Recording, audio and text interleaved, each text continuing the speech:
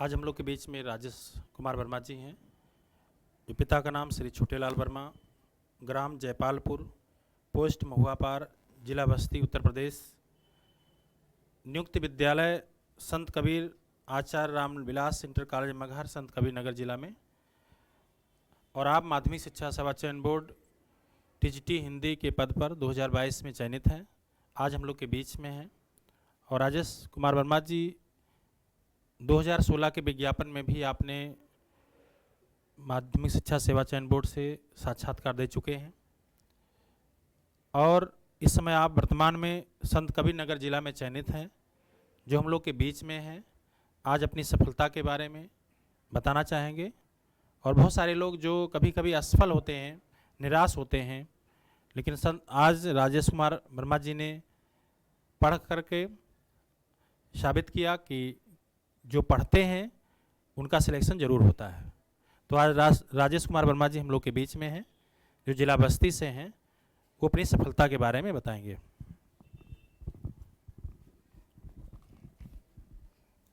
मैं राजेश कुमार वर्मा, ग्राम जयपालपुर, पोस्ट महुआपार, जनपद बस्ती का मूल निवासी। सफलता हम के बीच गुरु का, माता पिता का, भाई बंधु का, सभी का अतुलनीय योगदान होता है। 2021 में हमको नौकरी मिली टीजीटी हिंदी के पद पर। इसमें हमारे सर का बहुत बहुत योगदान है, जिसके लिए हम अपने गुरुजी का सादर चरणास्पर्श करते हैं। और हम चाहते हैं कि जितने भी बच्चे अगर सोचते हैं कि नौकरी नहीं मिलती, पढ़ाई करते हैं, लेकिन उनके लिए मैं एक लाइन बताना चाहता हूँ कि हौसले कभी पस्त नहीं करना चाहिए। मतलब हमेशा लगनशील होना चाहिए, धैर्य होना चाहिए। और जिसके अंदर धैर्य है, लगनशीलता है, उत्साह है, उसको एक ना एक दिन अवश्य सफलता मिलेगी। कुछ लोग एक एग्ज़ाम देते हैं, सोचते हैं नहीं हुआ तो क्या होगा, देखेंगे, लेकिन ऐसा कुछ नहीं। बस धीरे धीरे आप पढ़ते रहिए। और चूँकि बहुत बार हमने भी सोचा कि चूँकि एक बार हमने 2000 दिया था, 2013 में नहीं हो पाया ये हमारा। फिर 2016 में हमने दिया एग्ज़ाम, इंटरव्यू हुआ।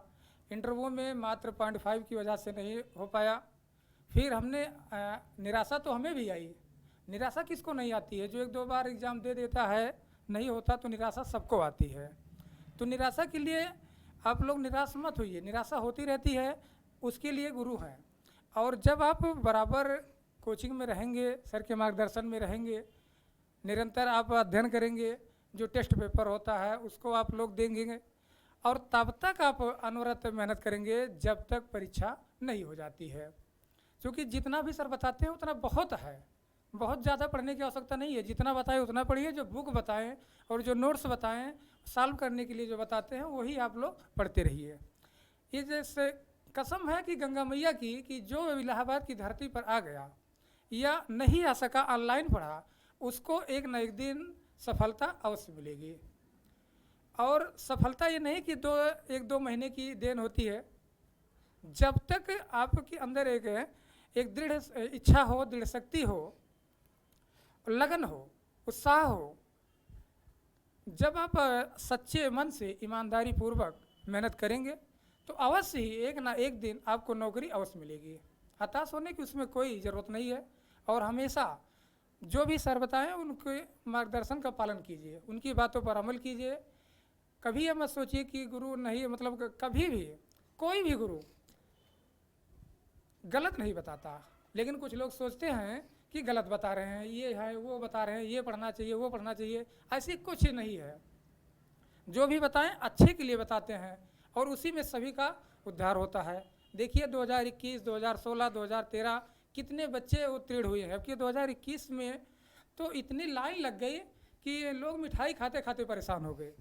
वो कंडीशन हो गई कि लोग सोचे कि किसकी मिठाई खाएं किसकी ना खाएं, तांता लगा था। क्योंकि इतना बड़ा विज्ञापन पहली बार आया था, 15,000 पद आए थे टीजीटी का लगभग 13,500 पद थे, तो एक लाइन लग गई पूरा हिंदी या सामाजिक विज्ञान सभी विषयों में। अब हिंदी में सबसे ज़्यादा सीट इसलिए रहती है क्योंकि ये अनिवार्य विषय है और सभी बच्चे इसको पढ़ते हैं, मातृभाषा भी हिंदी है। और अच्छा, राजेश जी ने अपने जो है तैयारी और किया। इसी के साथ मैं अपनी वाणी को विराम देता हूँ। धन्यवाद। अच्छा राजेश जी, आपको आपके अनुसार एक सफल बनना हो पहली बार, तो लगभग 24 घंटे में कितना हम लोग समय दे पाठ्यक्रम पे कि पहली बार सफल हो सकते हैं? देखिए, पहली बार यदि किसी को जॉब लेना है, नौकरी लेना है, खासकर टीजीटी, पीजीटी या एलटी में, तो कम से कम 12 घंटे, जो 24 घंटे एक दिन में 24 घंटे होते हैं, तो कम से कम 10 से 12 घंटा रेशियो कंटिन्यूस की पढ़ाई होनी चाहिए, कम से कम 6 महीने। अगर इस रफ्तार से कोई लड़का पढ़ता है तो हमें विश्वास है, और चूँकि बहुत सारे बच्चे हुए हैं और हम भी काफ़ी परीक्षा को उत्तीर्ण किए हैं, तो हम जानते हैं कि 6 महीने बहुत होता है किसी परीक्षा को पास करने में। अच्छा, आपने परीक्षा को उत्तीर्ण किया, तो मतलब आप कैसा महसूस कर रहे हैं कि अच्छा लग रहा है कि नहीं नौकरी करते हुए? देखिए, हम तो यही जानते हैं कि जब तक नौकरी नहीं मिलती है, कितना भी ज्ञान हो, समाज में वो सम्मान नहीं मिलता। लेकिन नौकरी मिलने के बाद जो सम्मान मिलता है उसको हम किसी से बयान नहीं कर सकते, किसी को बता नहीं सकते। वो अनुभव होता है। खासकर मैंने सोचा और देखा भी, क्योंकि हम ऐसी परिस्थिति में पढ़ाई की है कि जब लोग घर चले जाते हैं छोड़ छाड़ के पढ़ाई, तब हमने उस समय पढ़ाई किया। क्योंकि हमने 36 साल के बाद इलाहाबाद के धरती पर हम आए और मेहनत किया, और 3-3.5 साल की समय में हमने चूँकि JRF भी निकाले, इस समय PhD भी कर रहे हैं, और 2 विषय से इंटरव्यू मैंने 2016 में दिया। पहली बार इंटरव्यू का मौका हमें 2016 में मिला था, जो कि हम हिंदी से भी दिए और कला से भी दिए। लोगों को हम देखते हैं कि एक विषय से नहीं दे पाते। लोग कहने लगे कि भैया आपकी मतलब उपलब्धि का किसका श्रेय है। तो हमने बताया कि आत्मविश्वास, गुरु का योगदान और जो मित्र होते हैं उनका योगदान अतुलनीय होता है। अच्छा, आप जिला बस्ती से हैं। आचार्य रामचंद्र शुक्ल तो विश्वविख्यात इतिहासकार हैं, तो उनके इतिहास ग्रंथों को आप कितनी बार पढ़ाई की है? देखिए, हम जानते हैं कि आचार्य रामचंद्र शुक्ल का नाम जैसे हिंदी साहित्य में तो अमर है, और उनका जितना भी मतलब उनके बारे में जितना भी प्रशंसा की जाए उतना ही कम है। क्योंकि उनके योगदान, चूँकि हिंदी साहित्य का इतिहास उन्होंने लिखा था और वो आलोचना के लिए जाने जाते हैं, और उनके निबंध बहुत महत्वपूर्ण होते हैं। यदि किसी ने जो हिंदी पढ़ा, अगर कोई व्यक्ति पूछे कि हिंदी में क्या रामचंद्र शुक्ल का भी नाम है, तो अगर कोई बच्चा नहीं बता पाता है तो शर्म की बात होनी चाहिए कि रामचंद्र शुक्ल यदि आपने नाम नहीं सुना, उनकी बुक को नहीं पढ़ा, जो कि 19 हिंदी साहित्य का इतिहास, उनकी इतिहास ग्रंथ है, 1929 में उन्होंने लिखा था, और यदि उनको नहीं पढ़ा तो कुछ नहीं पढ़ा। और वो जो किताब है हिंदी साहित्य का इतिहास से हिंदी साहित्य के इतिहास में सबसे मेन किताब मानी जाती है, यानी मुख्य किताब मानी जाती है। जो छात्र उसको नहीं पढ़ा, समझ लीजिए कुछ भी नहीं पढ़ा। और कम से कम हम तो मान लीजिए 2 ही बार पढ़े हैं, लेकिन हम सलाह देते हैं कि उस किताब पर कमांड करने के बाद ही आप कोई किताब और उठाएं हिंदी साहित्य के इतिहास में। क्योंकि उनकी किताब ऐसी है कि यदि आप चाहे टीजीटी के लिए दिए एग्ज़ाम, या पीजीटी के लिए दे रहे हैं, एलटी के लिए दे रहे हैं, या आप JRF के लिए पढ़ाई कर रहे हैं, नेट के लिए पढ़ाई कर रहे हैं, या आप KVS नवोदय या DSSB का एग्ज़ाम दे रहे हैं, या असिस्टेंट प्रोफेसर का एग्ज़ाम देने जा रहे हैं, तो अगर उसको नहीं पढ़ेंगे तो कुछ नहीं माना जाएगा। क्योंकि जो भी टफ क्वेश्चन बनते हैं उसी किताब से बनते हैं। और अभी 2021 का जो एग्ज़ाम हुआ TGT PGT का, उसमें से लगभग 21 से 22 क्वेश्चन आए थे। और किताबों से क्वेश्चन आते हैं, लेकिन वो किताब मेन होती है। उसके बाद में दूसरी किताब हिंदी साहित्य का इतिहास आती है, डॉक्टर नगेंद्र, उनकी बुक है, और उन्होंने उनका लिखा किताब नहीं है, वो संपादन किए थे। उनकी मौलिक किताब नहीं मानी जाती है, वो संपादन किए थे, लेकिन उस किताब से क्वेश्चन काफ़ी आते हैं। और किताब है उसके बाद में रामस्वरूप चतुर्वेदी की हिंदी साहित्य भाषा और संवेदना का विकास, ये किताब आती है। और भी आगे किताब आपकी है, हिंदी साहित्य का दूसरा इतिहास है, आधुनिक हिंदी साहित्य का इतिहास है, डॉक्टर बच्चन सिंह की किताब है। लेकिन ये दोनों किताबों की बाद में तब आप पढ़िए, ये नहीं कि चारों किताब एक साथ में पढ़िए, तो ऐसा अच्छा भी नहीं होगा और तैयारी भी नहीं हो पाएगी, कमांड नहीं होगा, जिससे आपके आते हुए क्वेश्चन एग्जाम में गलत हो जाएंगे।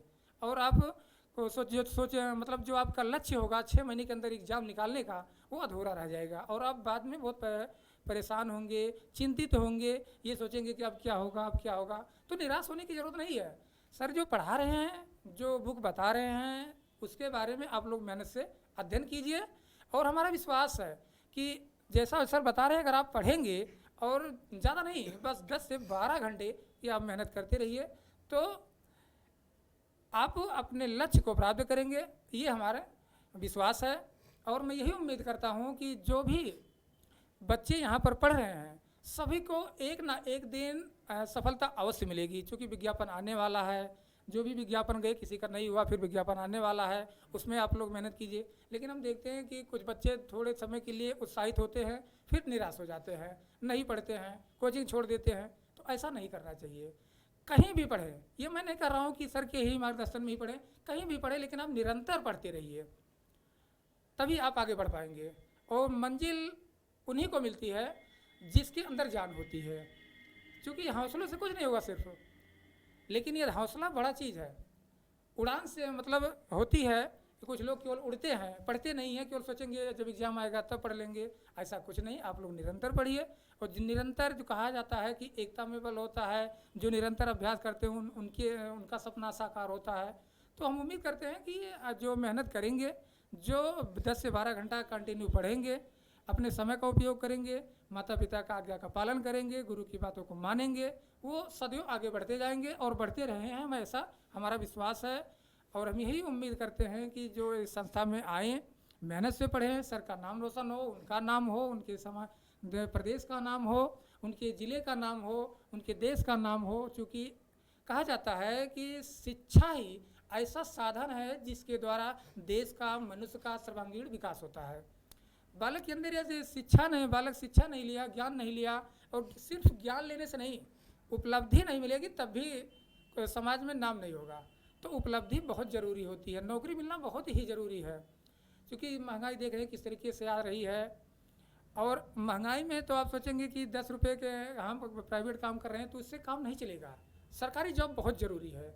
और लोग सोचते हैं कि नहीं, सब लोग को मिलेगी कहाँ, तो ऐसा नहीं है। आप आएँ और मेहनत करें, ना मिले तो विश्वास को बताएं हम कि नहीं मिलता है, क्योंकि हम लोग सफल हैं, सर के प्रेरणा से सफल हुए हैं, उनके बताए हुए कदमों पर चले, मेहनत किए, तब जा कर के सफलता मिली। तो सफलता 1-2 घंटे में, 1-2 साल में, कुछ लोगों को और भी साल लग जाते हैं, कुछ लोग 6 महीने में ले लेते हैं, 1 साल में ले लेते हैं।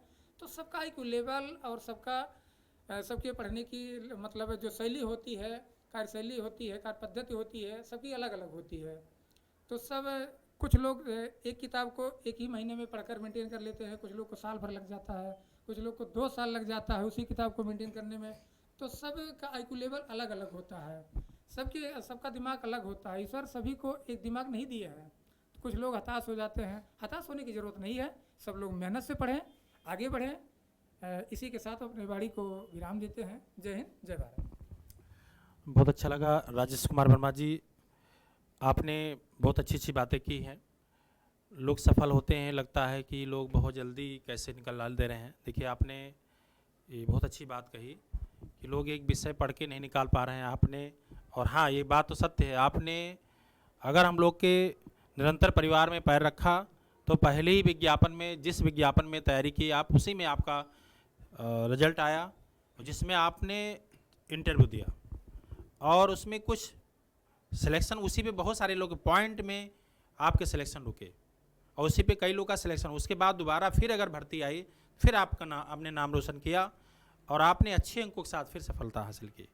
तो ऐसा नहीं है कि आपने पढ़ाई किया तो आपने रिजल्ट भी दिया, और एक साथ 2-2 विषय को पढ़ करके, और हिंदी में भी आपने अगर कदम रखा तो उसमें भी आपको सफलता मिली और क्रम से मिली। 2016 का विज्ञापन नहीं खाली जाने पाया, 2021 में आया, फिर उसमें आपका फाइनल सिलेक्शन हुआ, उसके बाद शोध कार्य भी करने लगे और हिंदी से ही, और कला से भी आपने इंटरव्यू दिया। तो हम लोग के योग्यता की कमी किसी की नहीं है। अगर कोई भी हिंदी पढ़ना जानता है, उसके पास योग्यता है, तो संस्कार है, तो कभी भी सफल हो सकते हैं। तो राजेश जी ने साबित कर दिया और बहुत अच्छा भी लग रहा है कि आप एक सफल हो गए हैं और आप एक सम्मान के पात्र भी हो गए हैं, और ये बहुत अच्छा लगा। तो मुझे लगता है कि आप लोग भी ऐसे संघर्ष करेंगे, राजेश जी की बातों को फॉलो करेंगे, हो सकता है आपका भी सफलता जरूर मिलेगी, लेकिन निरंतर लगे रहना पड़ेगा। ठीक है, धन्यवाद।